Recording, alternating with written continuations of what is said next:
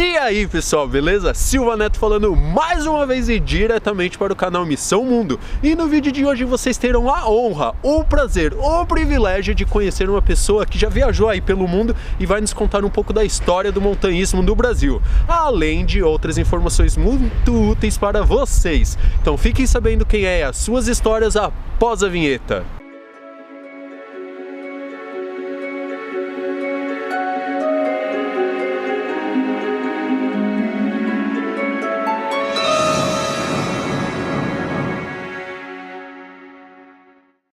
Então vamos lá pessoal, sem enrolação nenhuma, vamos conhecer quem é o nosso convidado de hoje, lembrando que este vídeo será dividido em duas partes. A primeira que contará um pouco da história do montanhismo no Brasil e a segunda parte que falará das montanhas no Brasil no geral, das trilhas, os trekkings, o que tem de bom, o que tem de ruim também. Então vamos conhecer o nosso convidado. Pode se apresentar aí para o pessoal, Elias. Olá, meu nome é Felipe Elias. Sou montanhista praticamente desde os 13 anos de idade, sou apaixonado por montanhas, também escalo um pouco, que está dentro do montanhismo. Dependendo do quanto você quer chegar longe, você é obrigado a aprender diversas partes aí do montanhismo, que é um tema bastante extenso aí, bastante complexo. E tem a ver muito com misticismo, tem muito a ver com filosofia, com cultura, com arte de viver bem, né? Com fazer amigos, às vezes com solitude. Então o montanhismo emprega uma série de coisas, tanto pessoais como interpessoais, que fazem com que eu seja muito apaixonado por isso. Sensacional. Eu tava olhando exatamente pro nada, só absorvendo. E Felipe, fala pro pessoal também, agora pra mim e pro pessoal, porque eu garanto que tem muita gente que tá curiosa para saber um pouco mais sobre você, de como começou essa sua vida no montanhismo, assim, de uma maneira bem breve, que assim a gente já entra na pauta principal. Eu comecei no montanhismo a partir do movimento escoteiro. Eu fui lobinho, fui escoteiro, fui sênior e pioneiro, participei de toda a vivência escoteira. Então, desde os 7 anos de idade, tem essa integração muito grande com acampamento, com todas essas coisas. E na tropa sênior eu fui conhecer as montanhas, né? E a partir daí eu mudei, eu fui transformado, né? E até hoje tento, da melhor forma possível, estar nas montanhas ou perto delas. Sempre tive o hábito de trabalhar um pouco, parar e viajar um pouco. Então, claro que com todas as suas consequências, né? Mas isso me permitiu conhecer bastante coisa por aí, fazer bastante coisa. Maravilha. Então já fiz o Caminho de Santiago, o francês, o aragonês, o português, já fiz as Setas Azuis de Portugal, gosto bastante de fazer caminhadas longas, né? Porque a montanha é sempre um fim, né? Mas o privilégio do caminho é o que mais me encanta.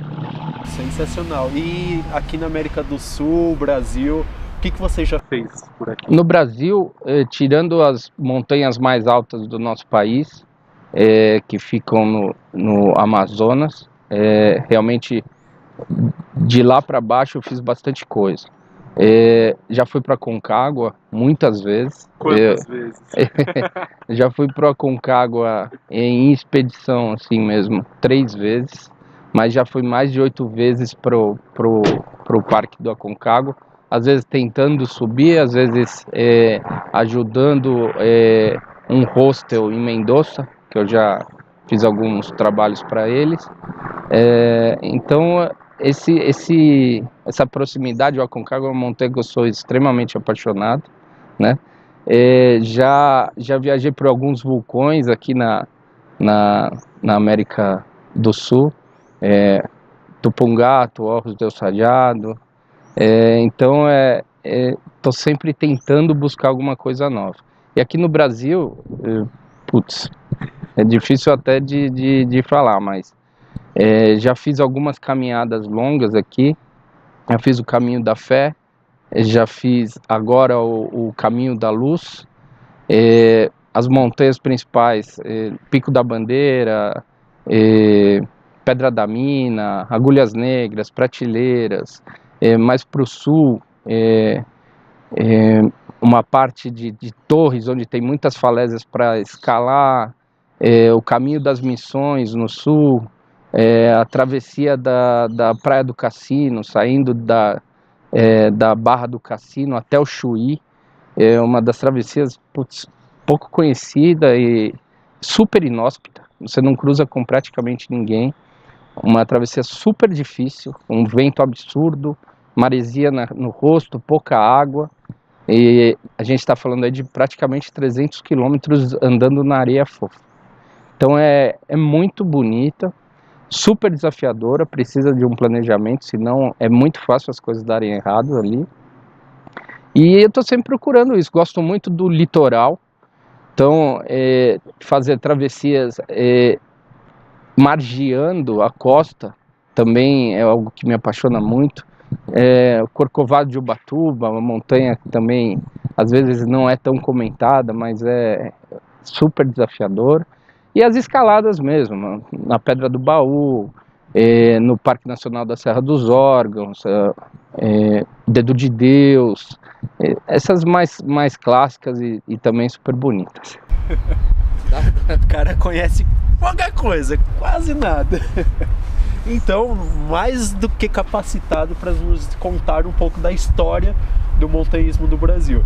Eu conversei com ele antes para saber sobre o que ele gostaria de falar, ele escolheu esse tema, então eu vou deixar você falar à vontade, começando por onde você quiser. A princípio, eu acho que é do princípio, de como começou o montanhismo no Brasil, onde que é a história, onde que surgiu, em qual montanha, se você conhece a pessoa, sabe quem é. Conte, apenas conte-nos uma história. Não, até porque que eu fui para esse tema um pouquinho.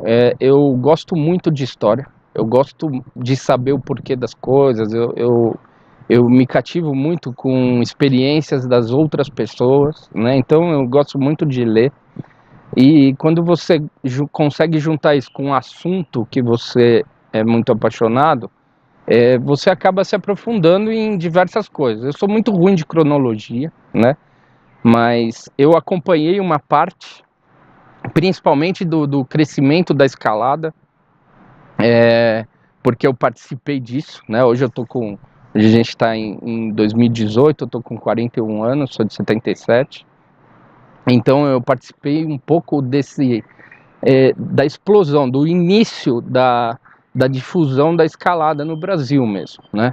Estava muito próximo a pessoas que foram precursoras nisso daí, por exemplo, Eliseu Frechot, que é um grande mestre que eu fiz um curso logo que ele começou a dar aula a fazer os cursos de escalada aqui no Brasil. Ele foi uma peça super importante, né, nessa providência, né, de colocar a escalada na mídia, né? Mas eu vou voltar um pouquinho agora para o começo, né, historicamente falando, né? O Brasil teve suas primeiras ascensões aí no século XIX, ano de 1800 no comecinho do ano de 1800 já existiam relatos de escalada no costão do Pão de Açúcar, né? Então, inclusive existem histórias no Morro da Urca, onde alguns estrangeiros iam lá e colocavam bandeiras estrangeiras, e os brasileiros iam lá e tiravam essas bandeiras. Então, basicamente, o Rio de Janeiro tem uma força no montanhismo absurda. Claro que ele é geograficamente, né, super favorecido. É um dos maiores pontos no mundo de montanhismo integrado com o urbano, né? Ali a gente tem a Floresta da Tijuca, que tem uma série de pontos de escalada, onde praticamente todo o desenvolvimento das vias mais difíceis aconteceram, né? Ali facilita muito.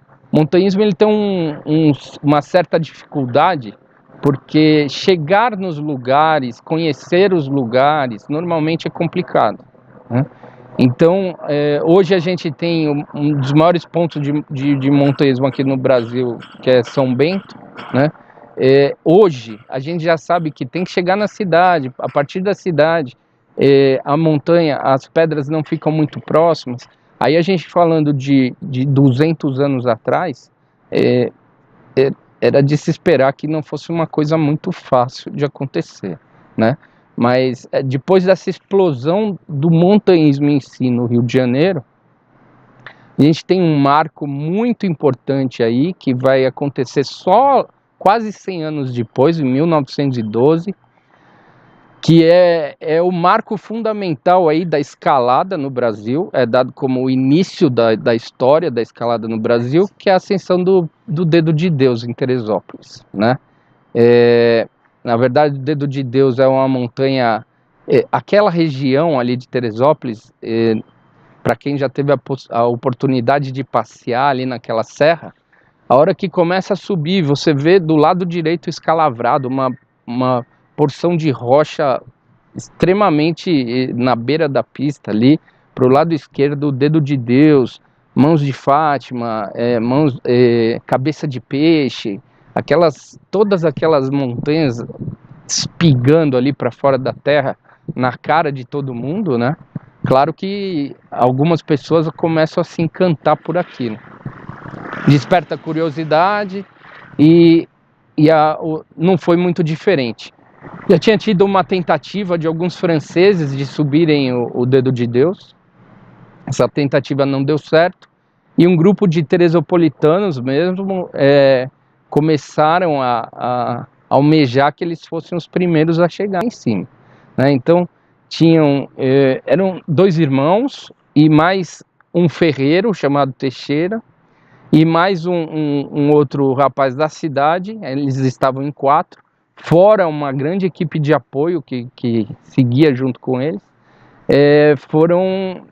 Se embrearam ali nas matas na beira da pista. O Dedo de Deus ele tem uma porção bastante dividida. Ele ganha altitude muito rápido, ele está numa parte bem alta. Então você tem uma caminhada aí praticamente de 1 hora, isso hoje, tá?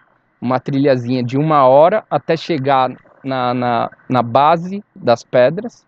Depois você tem mais praticamente 1 hora de cabos de aço, hoje subindo por lajes, até chegar na base da via de escalada propriamente dito, que é quando a gente vê o dedo maior, o Dedo de Deus ele tem esse formato, né? E a gente chega basicamente aqui para começar a escalada. Então a gente sai bem da base aqui na pista, sobe uma parte de mata, depois que está nas lajes, sobe de cabo de aço até essa basezinha e daqui começa a escalar. A conquista do Dedo de Deus, ela não foi dada por essa via que é chamada de Via Leste ou Maria Cebola, né? Ela foi dada por uma via que está nas costas dele, então subiu pelos dedinhos aqui e depois encarou a parte de trás da montanha. E foi dado o nome de Via Teixeira. Ela está lá até hoje, existe uma placa de comemoração incrustada ali, foi colocada ali na pedra.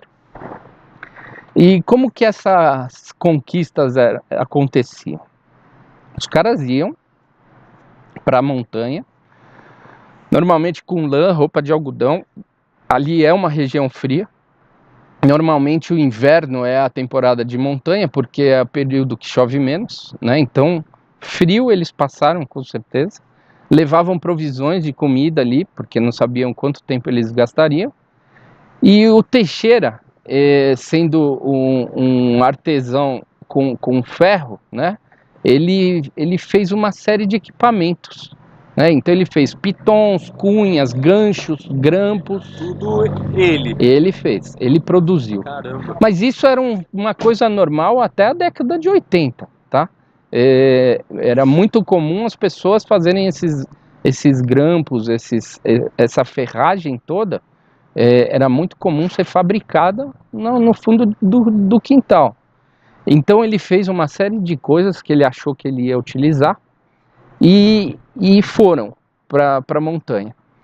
Foi uma equipe de apoio e eles levaram várias varas de bambus. Por quê? Diferente do que a gente faz hoje, que a gente sai escalando na mão hoje com sapatilha e magnésio, Não, eles colocavam essas varas de bambus com alguns ganchos, como se fosse uma garateia que a gente usa para parar um barco hoje na areia. Eles colocavam alguns ganchos na ponta dessa vara de bambu, erguiam essas varas e tentavam encaixar ela em algum ponto, em alguma protuberância da rocha mais em cima, em alguma fenda, e depois eles subiam por essas varas de bambu.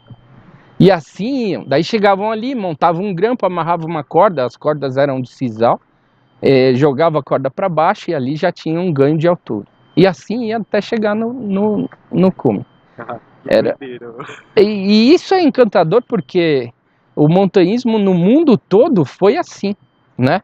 Quando a gente fala dos Alpes ou do próprio Andes, o montanhismo ele começou super rudimentar, né?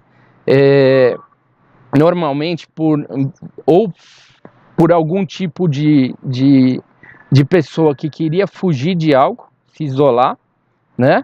Ou por pura curiosidade, o que tem no alto daquela montanha, né? Tanto que uma pergunta que é muito famosa no meio do montanhismo é aquela: por que você escala, né? Por que você escala montanhas? E daí agora eu não sei exatamente se foi o George Mallory ou se foi o Amundsen que respondeu: porque elas estão lá, né? Eu escalo montanhas porque elas estão lá. Então essa pergunta sempre existiu, e é verdade, porque você chega, só Deus sabe o que você passa para chegar, né?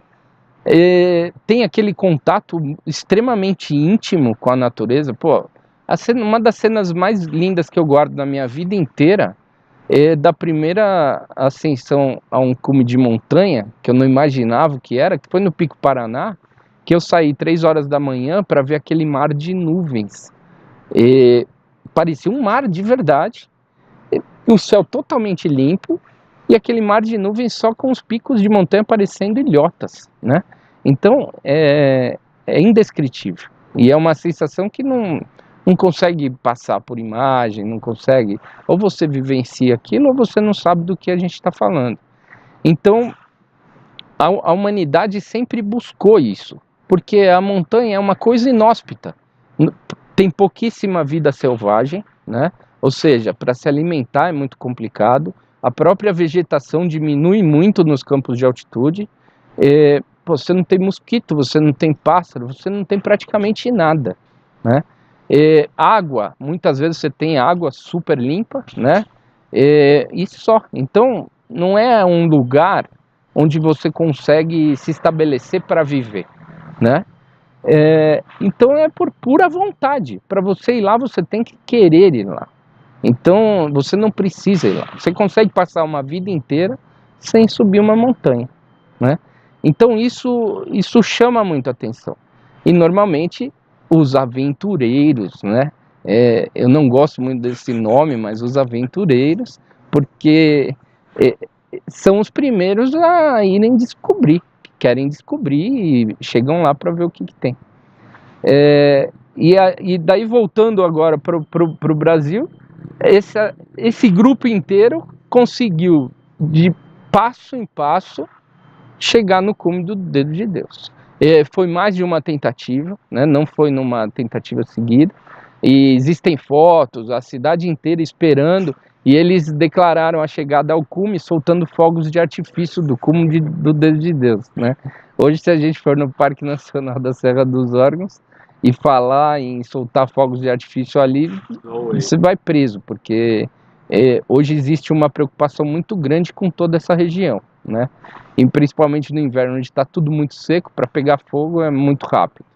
Então eles comemoraram essa subida soltando fogos, desceram, foram contemplados na cidade, são figuras notórias no montanhismo brasileiro, né?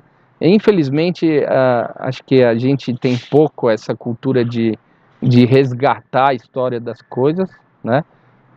Mas está lá a placa comemorativa, marcando a primeira ascensão pela Via Teixeira.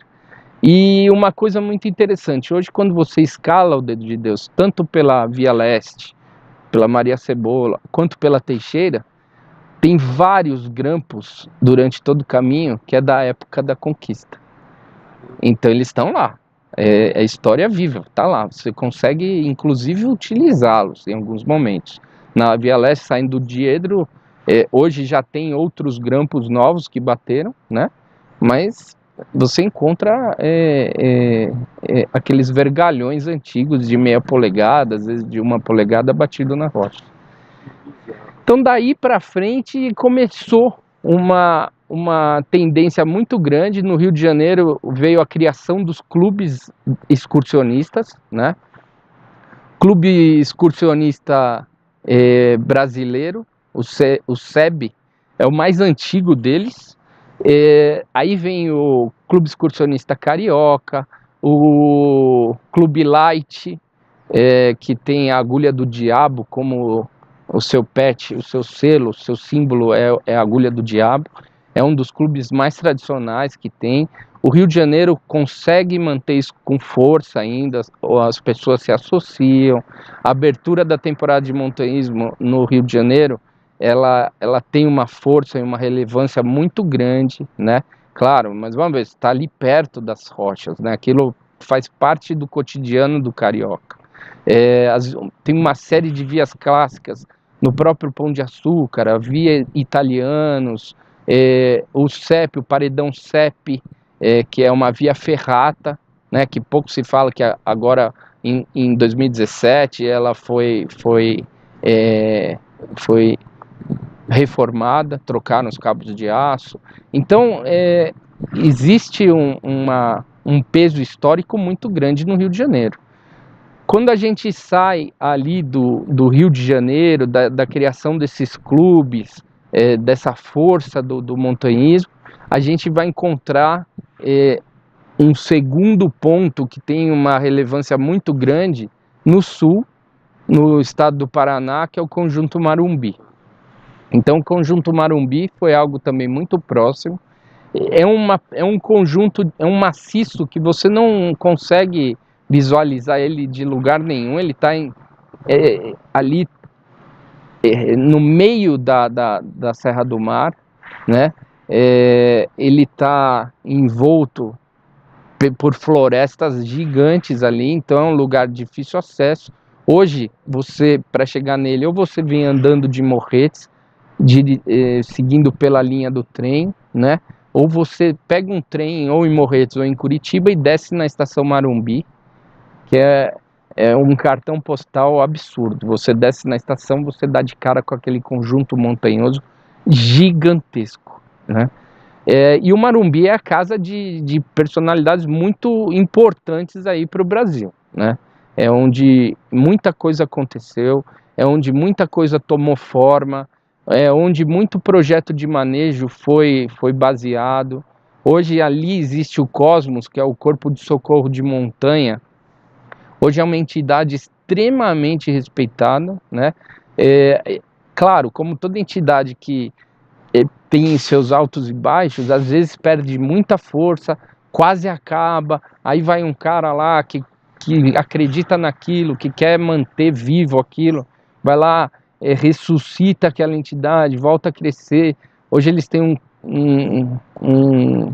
uma relação com o poder público muito grande, então eles dão curso para os bombeiros, né, de resgate em montanha. Eles foram muito eficazes. Antigamente os bombeiros utilizavam cordas com cabo de aço no meio. Todo esse envolvimento do montanhismo levou para os bombeiros hoje cordas de escalada. Então eles conseguiram melhorar tudo isso. É claro, degrauzinho a degrauzinho, né? Mas o Marumbi tem uma importância muito grande. Hoje também o Monte Olimpo, né, o pico do Monte Olimpo, que é o ponto mais alto do Marumbi, tem esse nome justamente porque um dos seus conquistadores se chamava José Olímpio, né?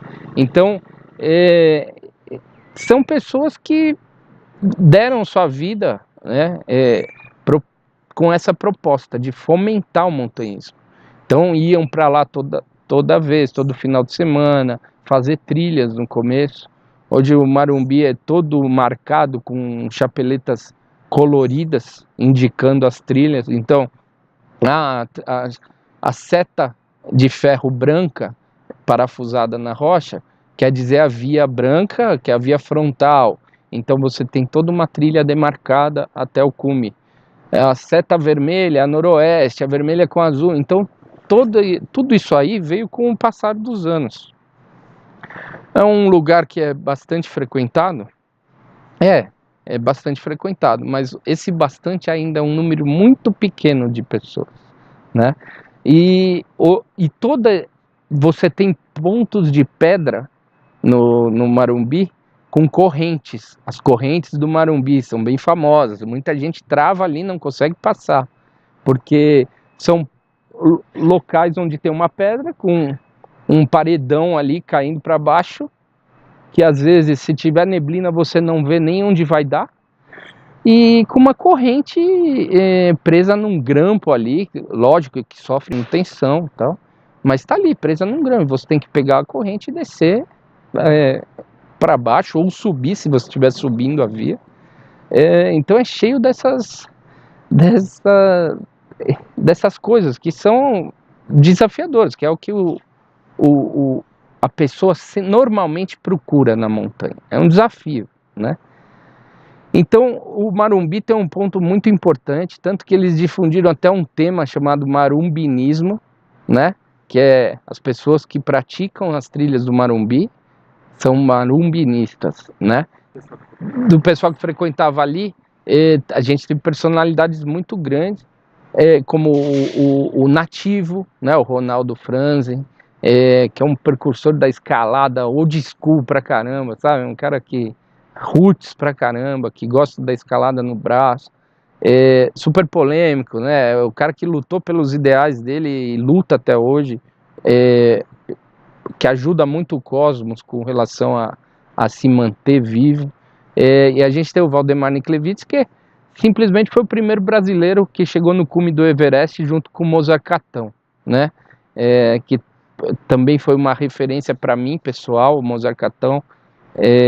Então a gente começa a nascer nesses pontos pessoas que foram influentes e que lutaram pela montanha até hoje lutam. É isso aí, pessoal. Então essa foi a primeira parte da entrevista com o Felipe Elias, que está contando um pouco da história sobre o montanhismo.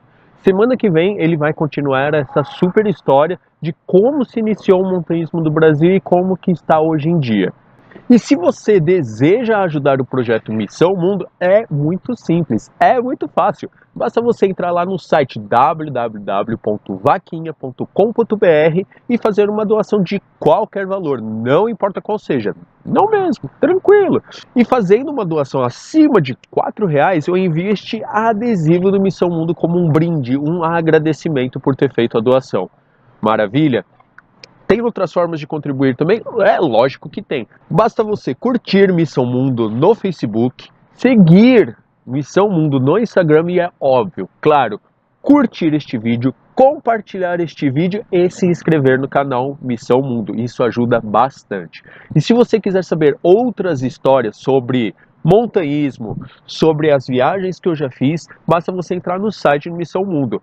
Todos os links estão na descrição deste vídeo. Então espero que vocês tenham gostado bastante deste vídeo. Lembrando que semana que vem tem a continuação. Então nos vemos a semana que vem. Um beijo, abraço a todos e Missão Mundo. Até a semana que vem.